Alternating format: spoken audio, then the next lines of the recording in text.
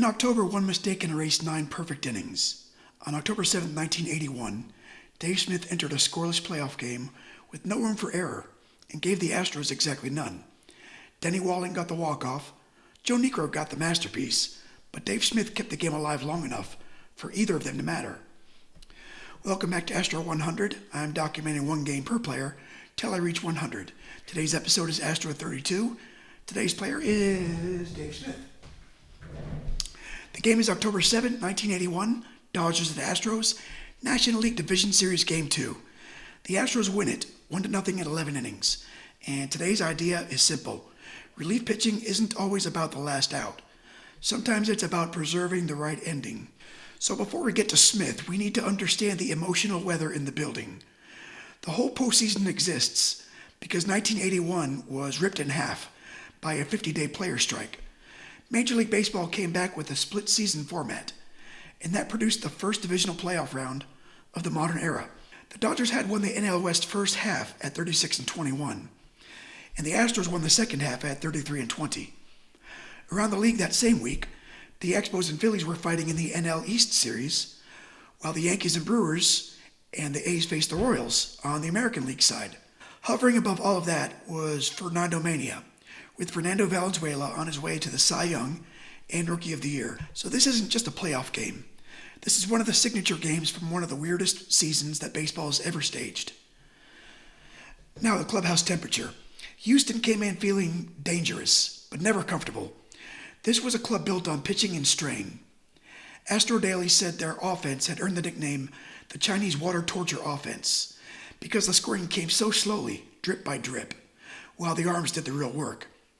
Jose Cruz was their best regular hitter. The Dodgers, by contrast, had the louder lineup and the bigger public spotlight, but they already lost Game 1 on Alan Ashby's walk-off homer. By the start of Game 2, they'd managed exactly 1 run in 20 innings in the Dome. So Houston's walking around with that particular kind of confidence that you only get when your pitchers have convinced you the other team simply never is going to ever score.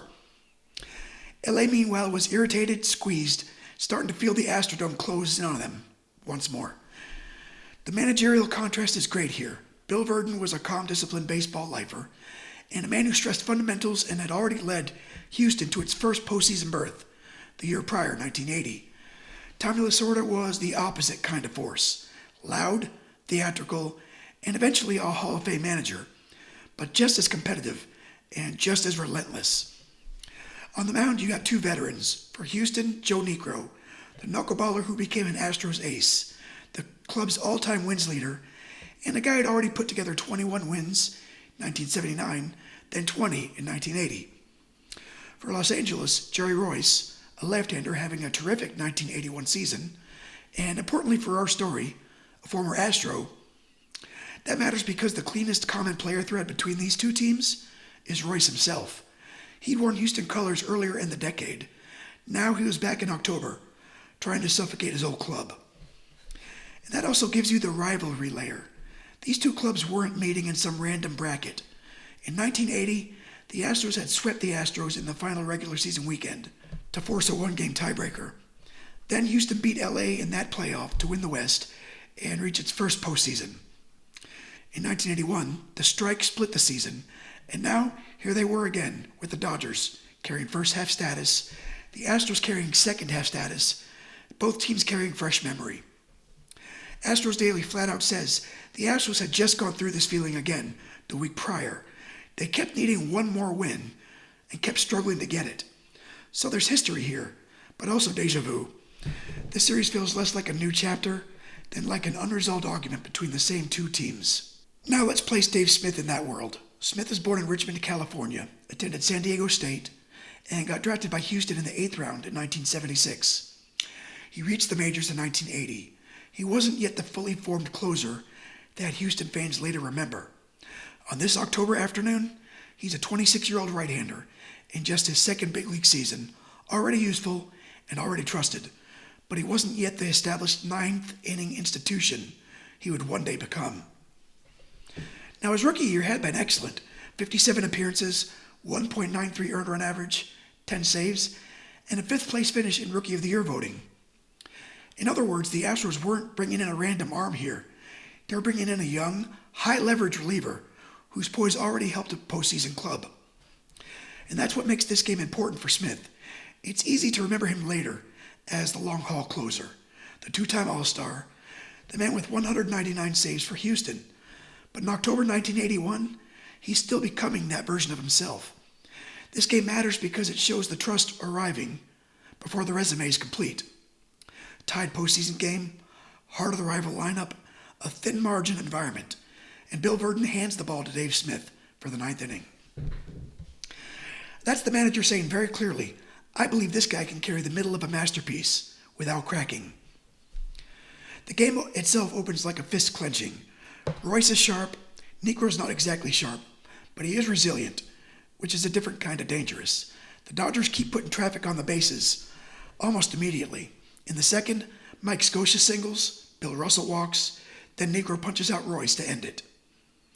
In the third, Davey Lopes singles, Dusty Baker singles, and again Niekro escapes, getting Steve Garvey to pop up and Rick Monday to ground out. In the fifth, Cesar Cedeno reaches after Russell, loses his glove on a stolen base attempt. Then he gets thrown out at the plate after misreading Dickie Thon's grounder. In the sixth, the Dodgers load the bases again, and Niekro strands them by striking out Royce. This isn't a game where Houston's cruising. This is a game where Houston's constantly one correct Dodger swing away from trailing. And on the other side, Royce is just as cruel. The Astros do almost nothing against him for 9 innings. He lost 5 hits and 0 runs.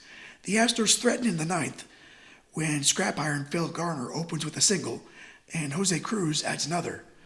But Cedeno fouls out and Art Howe grounds out into a force. That's the feeling of the whole afternoon. Openings appear, then vanish. Steve Garvey said later, both teams were frustrated, and even the fans are probably getting frustrated too. Jerry Royce asked, essentially, if the Dodgers had known they would score only 1 run in 2 games at Houston, what kind of odds would anyone have given them? That tells you everything about the mood. This wasn't October baseball as fireworks. This was October baseball as suffocation. So here's Dave Smith's entrance. Niekro leaves after 8 scoreless innings, having given up hits and base runners all day, but never a run. Verdon says afterward that Niekro had been close to raindrops a few times, but he kept coming back. In the ninth, Smith takes over, and this is where the episode turns. He retires the Dodgers in order. Bill Russell pops up, Jerry Royce strikes out, Davey Lopes strikes out. It's not glamorous, but it's clean. In a tied postseason game, clean is gold. Every reliever knows this. The most important thing is not always dominance. Sometimes it's the refusal to hand the other dugout a mistake. Dave Smith gives Houston precisely that. And then the 10th, where relief pitching becomes architecture. Smith comes back out, and now he's not just a fresh arm for 3 hitters. He's carrying extra innings against a desperate lineup. Ken Landro's retired, Dusty Baker's retired. Steve Garvey singles because, of course, Steve Garvey singles. That man always seems to arrive whenever tension peaks. Mike Scotia then gets retired. Bill Russell walks, so now the tying run is already on base, and the inning has changed shape. Then Smith punches out Royce, again. That's the moment, not the loudest moment, and not the one that gets framed, but it's the hinge, because if Smith lets that inning spill, Houston might lose 1-0, and nobody remembers anything noble about it. Instead, he gets 6 outs total, allows 1 hit and 1 walk, strikes out a pair, and hands the game forward intact. That to me is what this game meant to Dave Smith. He didn't get the win. Joe Sambito would after a high-wire 11th. He didn't get the headline. Denny Walling got that, fairly, but Smith was a stabilizer. He was the pitcher who turned Joe Niekro's labor into something the Astros could still cash. And that's why relief pitching is so easy to misremember. The box score can tell you who won, who got the RBI. It doesn't always tell you who kept the bridge from burning. Dave Smith did, and he did against the Dodgers, the same franchise he debuted against in 1980, in a rivalry that had become the central nerve of Houston baseball. The finish is famous, and it deserves the airtime. Sambito takes the 11th and has his own crisis. Steve Yeager doubles, Russell walks, and Lasorda sends up Reggie Smith, then Mike Marshall. Sambito strikes them both out. Bottom 11, Garner singles. Verdon declines the bunt with Tony Scott, later explaining, "I didn't want to waste Cruz." Scott singles 2, putting runners on the corners. Cruz is retired, then Cedeno gets intentionally walked, and Art Howe strikes out. And then Denny Walling, watching from the dugout, goes up as a pinch hitter and lines Tom Niedenfuhr's fastball to right over Darryl Thomas. Garner scores, Astros win. Walling even notes afterward that if Thomas had been a little deeper, maybe he'd catch it. Lasorda shrugs and said, "The alignment worked all game until it didn't." That's baseball. 9 innings of logic and 1 swing of bad geometry. Royce said he wanted to keep pitching after 9, but the reasonable side of him told him not to. Verdon, looking ahead to L.A. with a 2-0 lead, said, "Seems like I just went through this last week," and hoped they could get out with one more win. Garvey admitted both teams were frustrated by all the wasted chances. Those aren't giant movie lines. They're better than that. They sound like men who've lived through a game where every breath felt borrowed. And yes, this is absolutely the kind of game that creates a new baseball fan. Not because it's loud, but because it teaches the sport correctly. It teaches that a 1-0 game can feel enormous. It teaches that a reliever can be crucial without being the final name in the summary. It also teaches that managers matter, positioning matters, sequencing matters, and that a single line drive in the 11th can retroactively turn 2 hours of near failure into triumph. If you watch this game as a kid, you learn that baseball isn't about constant action. It's about compressed consequence. One pitch can drag the whole day behind it. For the Astros, this game meant control of the series.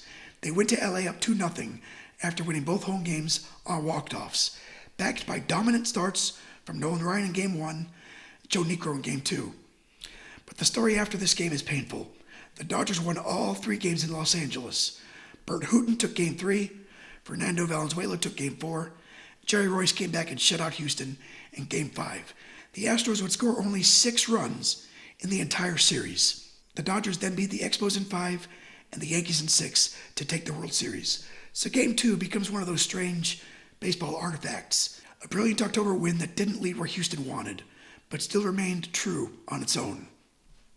For Dave Smith personally, the story after this game is substantial. He grew into one of the defining relievers in Astros history. He made All-Star teams in 1986 and 1990 and finished his major league career with 216 saves, 199 of them for Houston. And for years he held the franchise record for saves before Billy Wagner passed him. After his playing days, he worked as a pitching coach in the Padres organization, reached the major league coaching staff in San Diego, later remained involved in baseball instruction, and was remembered by former teammates as generous, calm, and very much a California presence. Surfer was the name that came up more than once. Smith died in December 2008 at 53 after an apparent heart attack. The obituaries remember the competitor, but just as strongly they remember the man. Kind, cool, and deeply liked. That matters for this episode because it lets us see the full shape of him. On October 7, 1981, Dave Smith is not yet the finished legend. He's the younger version, the trusted arm before the long resume. The reliever still learning how to stand in the center of October tension and leave no fingerprints except for outs. That's why this is his game. Not because he owned every inning, but because he owned the innings that Houston absolutely could not afford to lose. Next time we leave the Astrodome and head to the hardwood for the Warriors 08, Woody Salisbury. January 2, 1959. Different sport, different coast, different rhythm. Same idea. One player, one game. One day where the whole larger story comes into focus. This has been Astro 32, Dave Smith. October 7, 1981. A 1-0 win in 11 innings. Joe Niekro started the strain. Denny Walling finished the story. Dave Smith held the center. And sometimes in baseball, that's the whole job. Thanks for watching.